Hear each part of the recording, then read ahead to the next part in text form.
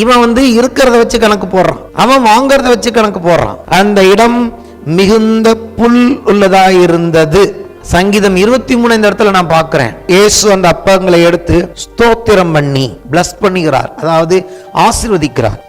நித்திய ஜீவனுக்கான போஜனத்திற்காக மாத்திரமே கிரியை நடப்பீங்கள், என்ன லிமிட் பண்ணிடாதீங்க. Don't limit God as well as don't limit yourself. நான் நித்திய ஜீவனை கொடுப்பேன் என்று என்னை நீ விசுவாசிக்கும் போது இந்த பூமிக்குரிய தேவைகளை எப்படி நான் சந்திக்கிறவராக இருக்கிறேன். ஒன்று, உனக்கு என்னென்ன வேணுங்கிறது ஏற்கனவே நான் தெரிஞ்சிட்டு தான் உன்னை கூப்பிடுறேன். அவர்களுக்கு வேண்டிய மட்டும் கொடுத்தார் என்று எழுதியிருக்கிறது. இயேசு நமக்கு வேண்டிய மட்டும் கொடுக்கிறவராக இருக்கிறார். இயேசு அப்படிதான் இங்க நினைச்சிருக்கிறார், வேண்டிய மட்டும் சாப்பிடட்டும். இன்னைக்கு உங்களையும் என்னையும் பார்த்து சொல்வார், என் பிள்ளையை நீ வேண்டிய மட்டும் உனக்கு நான் கொடுப்பேன். திருப்தி அடையும் வரைக்கும் கொடுத்தாராம். திருப்தி உனக்கு உண்டாகும் வரைக்கும் நான் கொடுப்பேன். This is the word of God. வேண்டிய மட்டும் கொடுத்து திருப்தி அடைந்து மட்டுமல்ல, இன்னும் கொஞ்சம் மீதம் இருக்கும் வரைக்கும் கொடுக்கிறவர். நம்மளோட முடியாதுல்ல, நமக்கு பின் வருகிற நம்முடைய பிள்ளைகளுக்கு நாம் வைத்து போகும் அளவுக்கு மீதம் கொடுக்கிறவராக இருக்கிறார். நீங்கள் அற்புதங்களை கண்டதினால் அல்ல, நீங்கள் அப்பம் புசித்து திருப்தியானதினாலேயே என்னை தேடுகிறேன் என்று மெய்யாகவே மெய்யாகவே என்று உங்களுக்கு சொல்லுகிறேன். சொல்லுமா, அப்பத்துக்காக தேட மாட்டோம், அற்புதத்திற்காக அவரை தேடுவோம். கர்த்தரை தேடுவது, கர்த்தரை விசுவாசிப்பது என்பது வெறும் அப்பத்துக்காக அல்ல, ஒவ்வொரு நாளும் அவருடைய அற்புதத்தில் வாழ்வதற்காக, அவருடைய ஆசீர்வாதத்தில் வாழ்வதற்காக. அவர் ஆசீர்வதித்து தான் அந்த சீசர்களிடத்தில் கொடுத்தார். இன்றைக்கும் நமக்கு எதையாவது ஒரு கொடுக்கணும்னா சும்மா கொடுக்க மாட்டாரு. இயேசு எதை கொடுத்தாலும் ஆசீர்வதித்து கொடுப்பார். நாம் பெற்கிற இந்த பாத்திரம் ஆசீர்வாதத்தின் பாத்திரம் என்று எழுதியிருக்கிறது. நான் போதித்து கொண்டிருக்கிற வார்த்தைகள் ஆசீர்வாதத்தின் வார்த்தைகள். என்னையும் உங்களையும் அழைத்த தேவன் ஆசீர்வதித்தவர். ஆதியிலே ஆதாமையும் ஏவாளையும் ஆசீர்வதித்து நீங்கள் பழுகி பெருகி பூமியை நிரப்பி எல்லாவற்றையும் கீழ்ப்படுத்தி ஆண்டு கொள்ளுங்கள் என்று சொல்லி அவரை ஆசீர்வதித்த ஆசீர்வாதத்தின் தேவன்.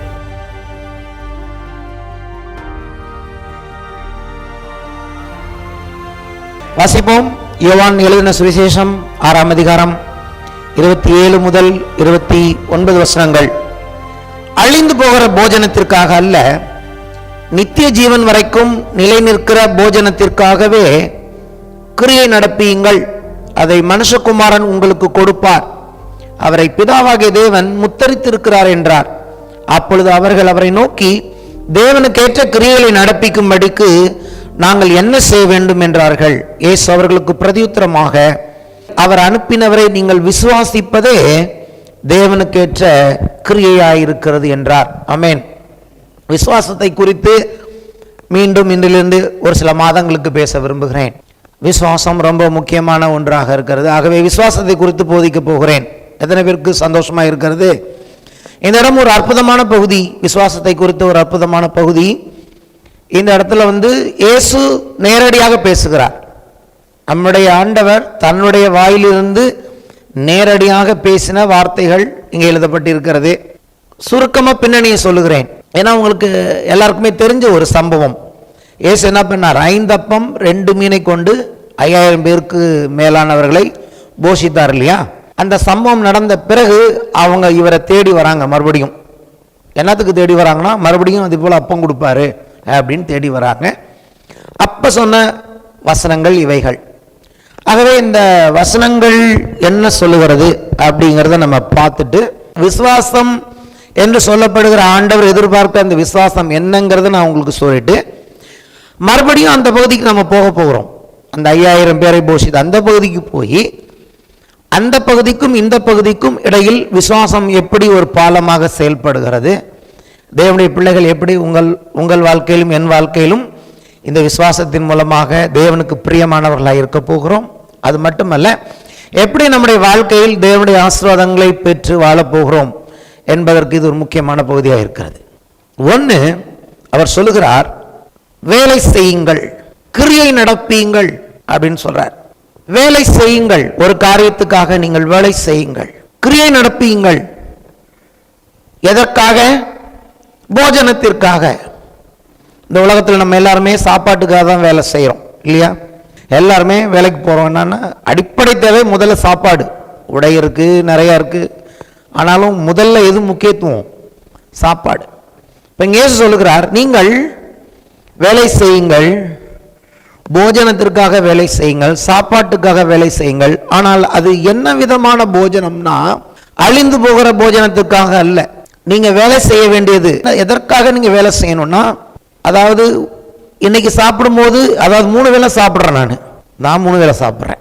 ஏன்னா தொடர்ந்து சாப்பிட்டுட்டே இருக்கும்போது தான் எனக்கு என்ன உண்டாகிறது, பேலன் உண்டாகிறது. சாப்பாடை நிறுத்திட்டேன்னா என் பேலன் போய்விடுகிறது.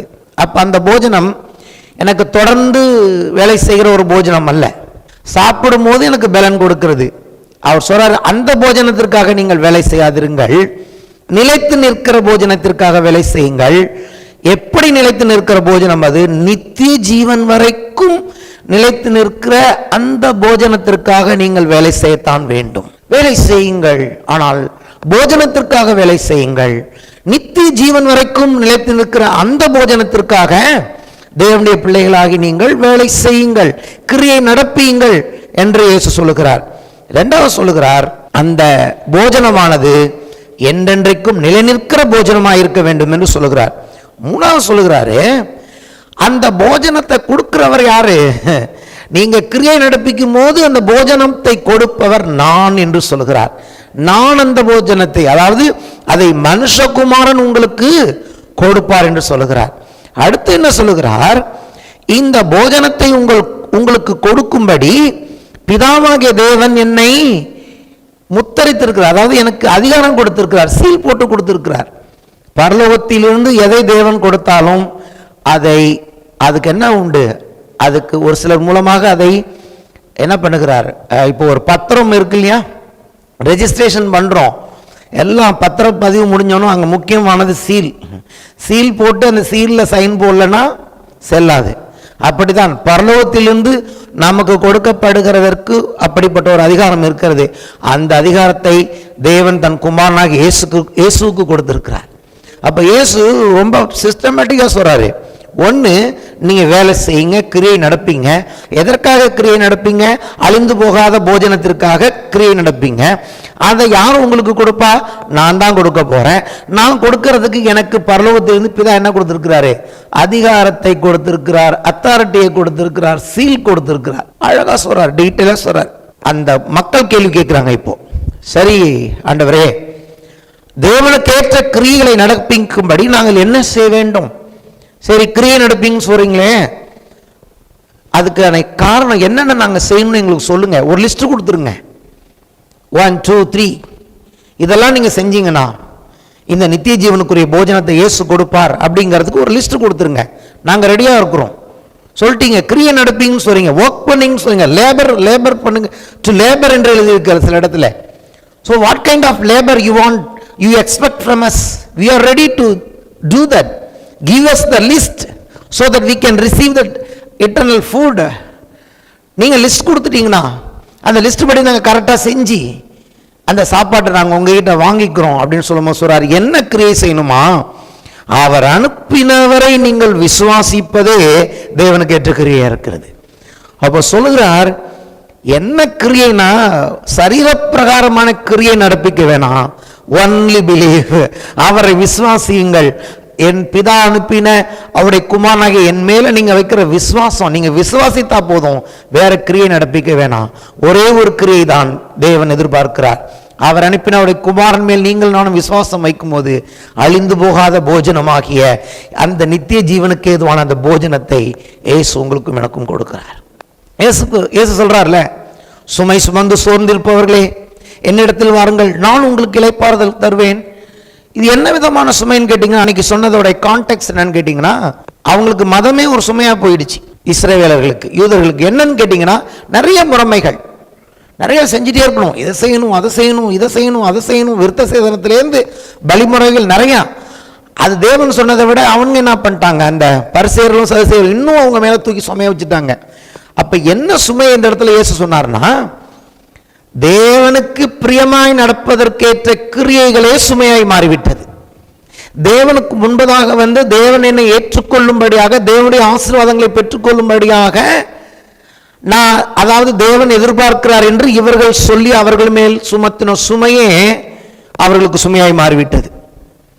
அப்போ சொல்றாரு, இந்த சுமையெல்லாம் தூக்கி வச்சிருங்க, என்ன விசுவாசி போதும். ஆமென்.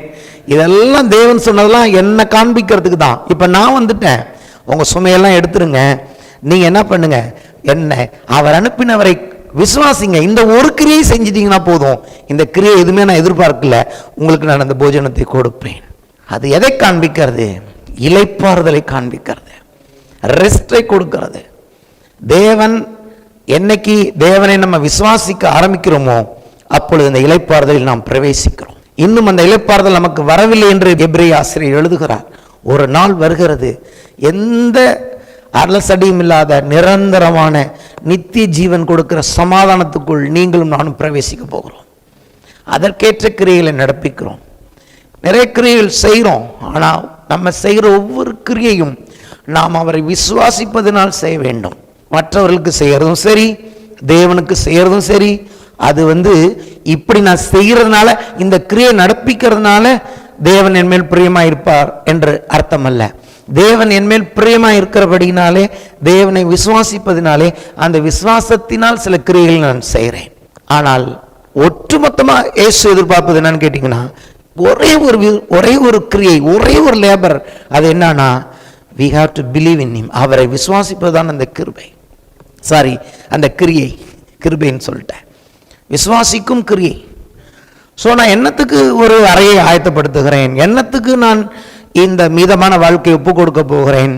ஒரு 2 மாதமாகவே நான் என்னுடைய பிளான் என்னன்னு கேட்டிங்கன்னா, நிறைய நமக்கு தெரியும், நிறைய ப்ரிப்பேர்லாம் பண்ணியிருக்கோம். ஆனால் we have to give time to believe.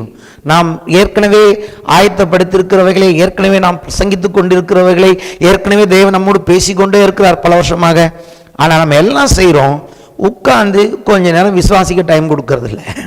ஆமென். ஏன்னா நமக்கு தெரியும், விசுவாசத்தில் தான் நமக்கு போராட்டம் இருக்கிறது. நீங்கள் நல்லா போய் உட்கார்ந்து சில காரியங்களை விசுவாசிக்க முயற்சி பண்ணி பாருங்க, விசுவாசத்தில் நல்ல போராட்டத்தை போராட நாம் அழைக்கப்பட்டு இருக்கிறோம். ஸோ நீங்கள் எல்லாத்துலேயும் கவனம் செலுத்துறதை விட, தேவன் ஏற்கனவே நமக்கு சொல்லியிருக்கவைகளை, அவருடைய வாக்குத்தத்தங்களை, அவர் நம்மேல் வைத்திருக்கிற அன்பை, கிருபையை விசுவாசிக்க நாம் நேரம் கொடுக்க வேண்டும்.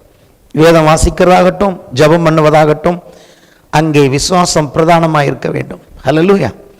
அதைத்தான் இயேசு இந்த காலவில் விரும்புகிறார். சரி, அப்போ நான் என்னுடைய மனதிலும் ஒரு கேள்வி வருகிறது, உங்கள் மனதிலும் ஒரு கேள்வி வரும். அப்போ இந்த இயேசுவை நான் நம்புகிறேன், இந்த இயேசுவை விசுவாசிக்கிறேன்னு சொன்னா, வரப்போகிற நித்தியத்துக்காக தான் நான் விசுவாசிக்கிறேனா?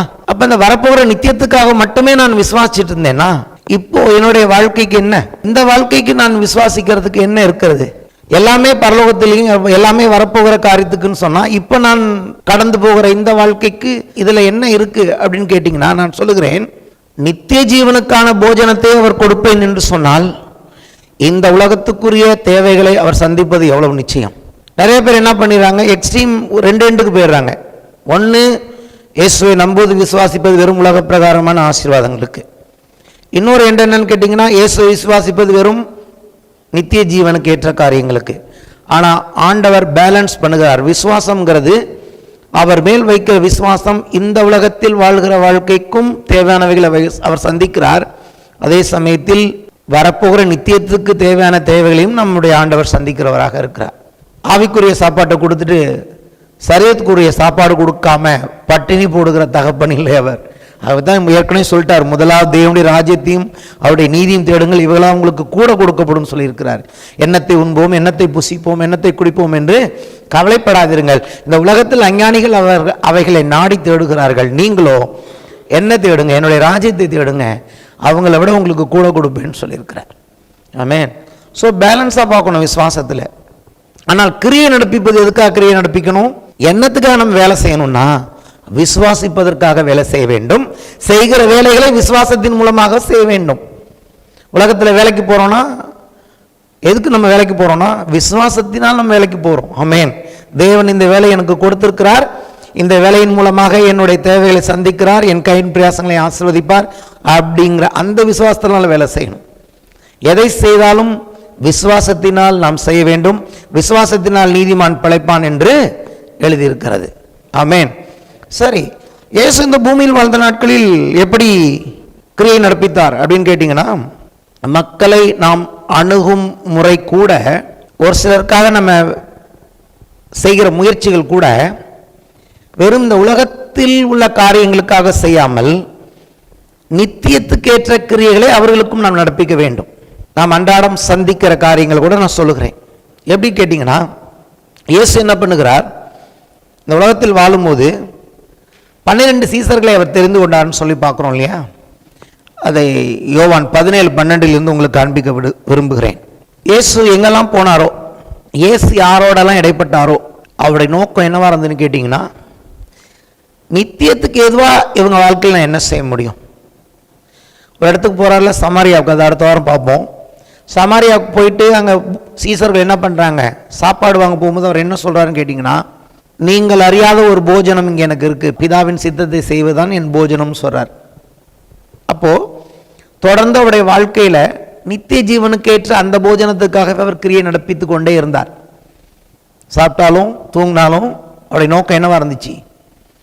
இன்னைக்கு நம்ம கொஞ்சம் ஆராய்ஞ்சு பார்க்கணும், நீங்கள் ஆராய்ஞ்சு பார்க்கணும். நீங்கள் போகிற இடங்கள், நான் போகிற இடங்கள், நீங்கள் சந்திக்கிற மனிதர்கள், நான் சந்திக்கிற மனிதர்கள், இன் வேரியஸ் கான்டெக்ட்ஸ், வித்தியாசமான சூழ்நிலைகள், வேறு மாநிலமாக இருக்கலாம், வேறு தேசத்துக்கு போகலாம், வேறு ஊருக்கு போகலாம், நீங்கள் பிஸ்னஸ் பண்ணுற இடமா இருக்கலாம். whenever you are meeting people, எப்படி நீங்கள் அவங்களோட இன்ட்ராக்ட் ஆகுறீங்க, உங்கள் இதயத்தில் கொஞ்சம் நித்தியத்துக்கு எதுவான ஒரு காரியத்தை உங்களால் அவங்களுக்கு இம்பேக்ட் பண்ண முடியுதா, பாதிக்க முடியுதா அப்படின்னு பார்க்கணும்.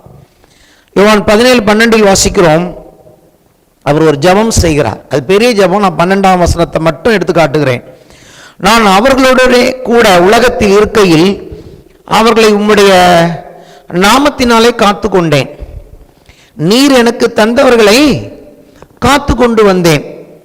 வேத வாக்கியம் நிறைவேறத்தக்கதாக கேட்டின் மகன் கெட்டு போனானே அல்லாமல் அவர்களை ஒருவனும் கெட்டு போகவில்லை. என்ன சொல்றாரு, ரொம்ப கவனிக்க வேண்டிய பகுதி. 12 சீசர்களை இயேசு தெரிந்து கொண்டார். ராவ் முழுவதும் ஜெபம் பண்ணி சீசர்களை தெரிந்து கொண்டார் என்று வேதம் சொல்லுகிறது. ஆனால் தெரிந்து கொண்டதோட மட்டுமல்ல, அவர்களுக்காக அவர் ஜெபம் செய்து வந்தார். தமிழில் பார்த்தீங்கன்னா, உம்முடைய நாமத்தில் காத்து கொண்டேன், காத்து கொண்டு வந்தேன் இருக்கு. ஆனால் இங்கிலீஷில் பார்த்தீங்கன்னா அதுக்கு 2 அர்த்தம் இருக்கு. ஒன்று, கீப்பிங் தம் அண்ட் காடிங் தம். ஏசு இன்னைக்கு உங்களுக்கு எனக்கும் ஆண்டவராக இருக்கிறத பற்றி பேசிட்டு இருக்கேன். அவர் காத்து கொண்டு வந்தார். காத்து கொண்டு வந்தார் என்னன்னு கேட்டிங்கன்னா, அவர்களை எப்படி காத்தார்னா, ஒன்று பாதுகாக்கிறார் இயேசு உங்களையும் என்னையும், 2வது பராமரிக்கிறார். இங்கே தான் மெய்ப்பண்ண போல அவர் பார்க்கணும். நம்மளை வெறும் பாதுகாக்கிறது மாத்திரமல்ல, கீப்பிங் தம் அண்ட் காடிங் தம். நம்முடைய தேவைகள் என்னவோ அதை சந்தித்து நம்மை பாதுகாக்கிறவராக இருக்கிறார். அப்படிதான் சீசர்களுக்கு சொல்றார். பூமியில் இயேசு வாழ்ந்த நாட்களில் தன்னுடைய சீசருடைய தேவைகளையும் சந்தித்தார். அதே சமயத்தில் அவர்களை பொல்லாங்கன் தொடாதபடி பாதுகாத்து கொண்டு வந்தார். நான் கேட்கிறேன், இப்போ யூதாஸ் காரியத்துக்கும் சேர்த்து தானே ஜெபம் பண்ணியிருக்கணும். இயேசு பட்சபாதம் உள்ளவரா? 11 பேர், ஏன்னா இவருக்கு தெரியும். ஆனாலும் இந்த 11 பேருக்கு மட்டும் ஜெபம் பண்ணிட்டு யூதாஸ் காரியத்தை நாசமாக போட்டோம் அப்படின்னு இயேசு நினச்சிருப்பாரா? இல்லை. எனக்கு ஒரே கன்ஃபியூஷன் இந்த இடத்துல. நான் கேட்ட ஆண்டவர்கிட்ட, ஏன் இப்படி நடந்தது அவனுக்கு அப்படின்னா, அங்கே ஒரு வார்த்தை சொல்லப்பட்டிருக்கு பாருங்க, வேத வாக்கியம் நிறைவேறத்தக்கதாக கேட்டின் மகன் கெட்டு போனானே அல்லாமல் வேறொருவன் கெட்டு போகவில்லை. அவரோட தான் இருந்தான், அவனும் 3 வருஷம் தான். ஆனால் இவனுடைய பேர் என்ன, கேட்டின் மகன் என்று எழுதியிருக்கிறது. இந்த பேர் யாருக்கு தெரியுமா இருக்கு? அடுத்து பைபிளில் அந்தி கிறிஸ்துவுக்கு கேட்டின் மகன் வெளிப்படுவான் இருக்கு. எக்ஸாக்டா அந்த பேரை யூதாஸ்க்கு இங்கே கொடுக்கப்பட்டிருக்கிறது, கேட்டின் மகன் என்று. ஏன்னு கேட்டீங்கன்னா, இயேசு தெரிந்து கொண்டிருந்தாலும், இயேசு அவனுக்காக ஜெபித்து கொண்டிருந்தாலும், அவன் தெரிஞ்சு கொண்டான். எதுக்கு? இயேசுவை அவன் நேசிக்கவில்லை, இயேசுவில் அவன் அன்பு கூறவில்லை. மற்ற எல்லாருமே கொஞ்சம் முன்ன பின்ன தான் இருந்தாங்க. பேது கூட மறுதளிச்சாரு. ஆனா என்ன காரணம் கேட்டீங்கன்னா, அவங்களுக்குள்ள அன்பு இருந்தது. இயேசுவின் மேல் அன்பும் விசுவாசம் உள்ளவர்களாக இருந்தாங்க. இவன் அப்படின்னு கேட்டீங்கன்னா, அதாவது இப்படி சொல்லலாம், கடைசியாக நேற்று நைட்டு நான் தூங்குறதுக்கு முன்னாடி அதை எழுதி வச்சுட்டு தூங்கினேன். ஆண்டவர் சொன்னது அதை மிஸ் பண்ணக்கூடாதுன்னு. இங்கே எழுதியிருக்கல, வேத வாக்கியம் நிறைவேறத்தக்கதாக கேட்டின் மகன் கெட்டு போனான் அப்படின்னா நம்ம என்ன தப்பா எடுத்துக்க கூடாது. இவன் இப்படி செய்ய வேண்டும் என்று வேத வாக்கியம் சொல்லவில்லை, இவன் இப்படி செய்துதான் ஆக வேண்டும் என்று வேதம் சொல்லவில்லை, விதியெல்லாம் சொல்லலை. விதியை பற்றி இங்கே இல்லை, ஆனா இவன் இப்படி செய்வான் என்று வேத வாக்கியம் சொல்லுகிறது. அல்லேலூயா. இன்னைக்கு நம்ம வாழ்க்கையில சந்திக்கிறவங்களுக்காக நம்ம ஜெபம் பண்ணுகிறோம், அவர்களுக்கு என்னென்னமோ செய்கிறோம், முடிஞ்சதை செய்கிறோம், எப்படியாவது நம்மளும் முயற்சி செய்கிறோம்ல, நம்மளால முடிஞ்ச எல்லா முயற்சியும் செய்கிறோம். அப்போ மனசுல ஒரு பெரிய வேதனை இருக்கு, ரொம்ப சங்கடம் உண்டாகுது. நம்ம இவ்வளோ பிரயாசப்பட்டு சொல்றோமே, நம்மளால என்னென்ன நயமா சொல்ல முடியுமோ எல்லாம் சொல்றோமே, என்ன நோக்கத்தை வச்சு சொல்றோம்னா நமக்கு நித்திய ஜீவனை குறித்த நம்பிக்கை இருக்கு. ஐயோ இந்த பிள்ளை, அதாவது பூமியில மட்டும் ஃபன் பண்றதுக்காக இயேசு சீசர்களை தெரிந்து கொள்ளவில்லை. பூமியில என்ஜாய் பண்ணி ஜாலியா, வாங்கடா டூர் போகலாமா, அங்க டூர் போவோமா, இங்க டூர் போவோமா, சூப்பர். நான் போயிருந்தேன் போன மாசம் அஸ்ஸாமுக்கு. என்னுடைய 37 வருட நண்பன் என்னை கூட்டிட்டு எல்லா இடத்துக்கும் போனான். என்னை அவ்வளோ அன்பா பார்த்துக்கிட்டான், என்னை அவ்வளோ அன்பா பராமரிக்கிறான். அப்போ அவனோட அங்க மட்டும் ஜாலியா இருந்துட்டு நித்தியத்துக்கு போகும்போது 37 வருஷம் ஃப்ரெண்ட்ஷிப்பு, +1 +2லேருந்து நித்தியத்துக்கு போகும்போது எனக்கு அவனை பற்றி எந்த கரிசனையுமே இல்லை அப்படின்னா அதுதான் சொல்றாரு. அழிந்து போகிற இந்த உலகத்தின் வாழ்க்கைக்கு மட்டும் இல்லை, அது வெறும் போஜனம் மட்டும் இல்லை, அது ஃப்ரெண்ட்ஷிப்பாக இருக்கலாம், அது நல்ல தாய் தகப்பன் உறவாக இருக்கலாம், ஒருத்தரை நம்ம தகப்பனாக நினைக்கலாம், ஒருத்தரை பிள்ளையா நினைக்கலாம், எல்லாமே வெறும் சுயநலமாக இந்த பூமியில் அவனோட என்ஜாய் பண்ணிட்டு அவனுடைய ஆதரவு, அவனுடைய கம்ஃபர்ட், அவனுடைய பணம் எல்லாத்தையும் நீங்கள் யூஸ் பண்ணிட்டு, ஆனால் நித்தியத்துக்குன்னு பற்றி பார்க்கும்போது நீ நித்தியத்துக்கு வந்தா என்ன, நீ வராட்டி போனா என்ன அப்படின்னு இயேசு நினைக்கல, நம்மளும் நினைக்கக்கூடாது. ஹல்லேலூயா. அவங்க பாருங்க எவ்வளோ இருதயத்தை கடினப்படுத்துறாங்க. நீங்க என்ன நயமா சொன்னாலும், என்ன சில சமயத்தில் ஜெபம் பண்றதுக்கு நமக்கு போச்சே இனி போய் என்னத்தை இவங்களுக்கெல்லாம் ஜெபம் பண்றது அப்படின்னு ஆயிடுது இல்லையா. அவங்க ரெஸ்பான்ஸ் கொடுக்கவே மாட்டுறாங்க, அவங்களோட இருதயத்தை கடினப்படுத்துகிறார்கள். ஏதோ ஒன்று அவங்கள பிடிச்சு கடினப்படுத்துகிறது. எதுக்கு சொல்றேன்னா, ஆண்டவராக இயேசு தேவகுமாரன் தெரிந்த ஒன்றில் கெட்டு போனது. இது எதை காமிக்கிறது? மனுஷனுக்கு தேவன் கொடுத்த விடுதலை, சித்தம். இங்க எதையுமே விதியின்படி தேவன் செய்கிறவர் அல்ல.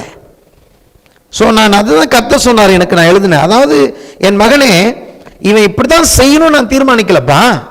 இந்த உலகத்தில் யாரையும் பார்த்து இன்னைக்கு நடக்குது, எவ்வளோ காரியங்கள் நடக்குது. இதெல்லாம் நிறைய பேர் கேட்குறாங்கல்ல, கடவுள் வந்து நல்லா வரந்தா ஏங்க இப்படியெல்லாம் நடக்குது? இவங்களாம் இப்படி செய்யணும்னு கடவுள் தீர்மானிக்கல, ஆனால் இவங்களாம் இப்படி செய்வாங்கன்னு அவருக்கு தெரியும். அதுதான் நம்முடைய தேவன். யாரையுமே இவனுக்கு நீ இப்படி இரு, நீ அப்படி இரு அப்படின்னு கர்த்தர் சீட்டு போட்டு ஒருத்தரையுமே உண்டாக்கல. தேவன் ஞானம் உள்ளவர், கர்த்தர் ஞானம் உள்ளவர், அவருடைய ஞானத்தில் எல்லாவற்றையும் அறிந்திருக்கிறார். என்னுடைய எதிர்காலம் நான் என்ன செய்வேன் என்பதை தேவன் அறிந்திருக்கிறார்.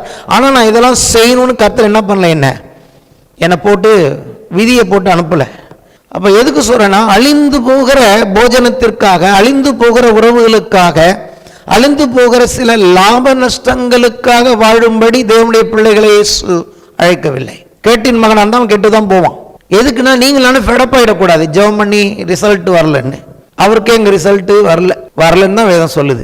உம்முடைய நாமத்தில் காத்து கொண்டு வந்தேன், ப்ரொடெக்ட் பண்ணினேன், அவர்களை போஷித்தேன், பராமரித்தேன், ஆகிலும் வேத வாக்கியம் நிறைவேறத்தக்கதாக கேட்டின் மகன் கெட்டு போனான். கெட்டு போவானோ நித்திய ஜீவன் அடைவானோ அது தேவன் அறிவார்.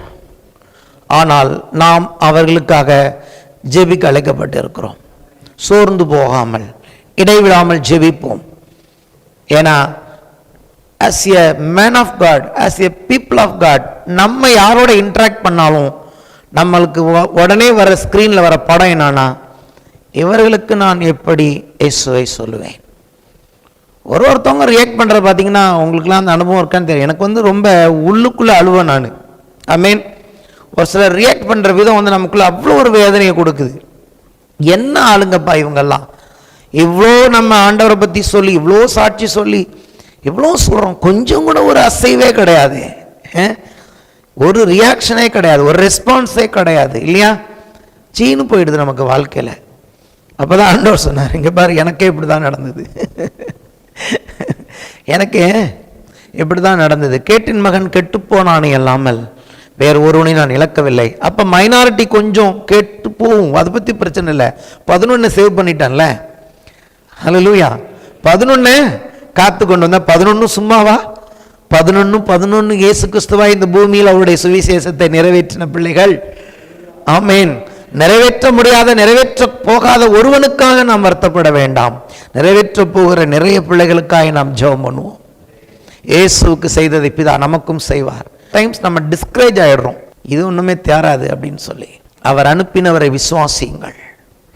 அழிந்து போகிற போஜனத்திற்காக, அழிந்து போகிற உறவுகளுக்காக மாத்திரம் நீங்கள் கிரியை நடப்பிக்காமல் நித்தியம் வரைக்கும் நிலைநிற்கிறவைகளுக்காக கிரியை நடப்பீங்கள். கிறிஸ்தவ வாழ்க்கைங்கிறது நித்தியத்திற்காக நமக்கு மட்டும் இல்லை, அநேகருக்காக கிரியை நடப்பிக்கிற ஒரு வாழ்க்கை. இயேசு அது வெறும் 12 பேருக்கு கொடுக்கல, சபையில் இருக்கிற ஒவ்வொருவருக்கும் அதை கொடுத்திருக்கிறார். உங்கள் மூலமாக குறைந்தபட்சம் யாராவது நித்திய ஜீவனுக்குள் பிரவேசிக்க வேண்டும் என்று தேவன் விரும்புகிறார். அப்படியே பூமியில் இருக்கிற வரைக்கும் ஜாலியாக இஸ்ரேலில் வாங்க, எனக்கு ஒரு கம்பெனி வேணும், தனியாக இருக்க முடியாது, 11 பேர் வாங்க, என்னோட வா, பேதுரு வா, அந்திரேயா வா, யோவான் வா, யாக்கோபு வா, எல்லாரையும் கூப்பிட்டுக்கிட்டு நல்லா ஜாலியாக சுற்றிட்டு போகும்போது டாட்டா பாய் பாய் எக்கேட கெட்டு போ அப்படின்னு இயேசு விடவில்லை. அவர் சொல்லுகிறார், உம்முடைய நாமத்தினாலே. அப்போ கூட பூமியில் இருந்தப்ப பிதாவின் நாமத்தினால், நீங்கள் நானும் யாருடைய நாமத்தினால் காத்துக்கொள்ள போகிறோம்? நமக்கு கொடுக்கப்பட்டிருக்கிற இயேசுவின் நாமத்தில் அவர்களை காத்து கொண்டு வருவோம். அவர்களுக்காய் நாம் காரியங்களை நடப்பிப்போம். ஏன்னா இது நம்மளால் நடக்கிறது இல்லை, இது அவரால் நடக்கிறது. அது எப்போதுமே நம்பிக்கை நம்ம மேல் வச்சிடறோம். இயேசு தன்மேல் நம்பிக்கை வைக்கவில்லை, அவர் பிதாவின் நாமத்தின் மேல் விசுவாசம் வைத்து அவர் சொல்றார், உம்முடைய நாமத்தில் அவர்களை காத்து கொண்டு வந்தேன், உம்முடைய நாமத்தில் அவர்களை போஷித்து வந்தேன். So whatever we do அவருடைய நாமத்தில், அதுதான் விசுவாசம். எதை செய்தாலும் இயேசுவில் செய்கிறேன் என்கிற விசுவாசத்தோடு செய்யும் போது நாம் பலன்களை பெறுவோம். நம்மளுடைய முயற்சி, நம்ம தான் ஏதாவது அவங்களுக்கு செய்கிறோம், நம்ம தான் அவங்க வாழ்க்கையில் கிரியை நடப்பிக்க போகிறோம் அப்படின்னா நம்ம தொடர்ந்து செய்ய முடியாது. கிரியை நடப்பிக்கிற அவர் மேல் விசுவாசம் வைப்போம். இயேசுவின் நாமத்தின் மேல் விசுவாசம் வைத்து கிரியை நடப்பிப்போம். கேட்டின் மகன் கெட்டு போனான், கடைசி நல்லது நடக்கும். 1 தீமோத்தேயு 4ஆம் அதிகாரம் 1ஆம் வசனம், ஆகிலும் ஆவியானவர் மறைவாய் சொல்லுகிறபடி, ஆவியானவர் வெளிப்படையாய் சொல்லுகிறபடி. ஓப்பனா சொல்றார் ஆவியானவர், என்ன போல மறைத்து மூடியெல்லாம் பேச மாட்டார். ஆவியானவர் வெளிப்படையாய் சொல்லுகிறபடி, பிற்காலங்களிலே மனசாட்சியில் சூடுண்ட பொய்யருடைய மாயத்தினாலே சிலர் வஞ்சிக்கிற ஆவிகளுக்கும் பிசாசுகளின் உபதேசங்களுக்கும் செவி கொடுத்து சபையை விட்டு விலகி போவார்கள். இல்ல, விசுவாசத்தை விட்டு விலகி போவார்கள். விசுவாசத்தை விட்டு விலகி போகிறதுனால சபையை விட்டு விலகி போவார்கள். விசுவாசத்தில் நிலைத்திருந்தால் அவர்கள் சபையில் நிலைத்திருப்பார்கள். ஆமேன். அப்படி விலகி போனால் எங்கே போவார்கள்?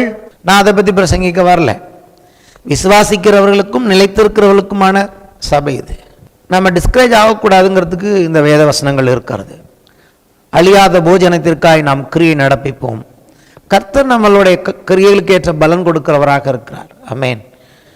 இப்படி ட்ரை பண்ண ஒன்றும் நடக்கலை அப்படின்னா அவரெல்லாம் விட்டுற மாட்டார். ஹல்லேலூயா. ஏன்னா நமக்குள் கிரியை நடப்பிக்கிறவரே அவர் தான். பரிசுத்த ஆவியானவரை கொண்டு இயேசுதான் நமக்குள் அந்த கிரியை நடப்பித்து கொண்டு இருக்கிறார். நம்ம இந்த பூமியில் அவருக்கு ஒரு கருவியாக இருக்கும்.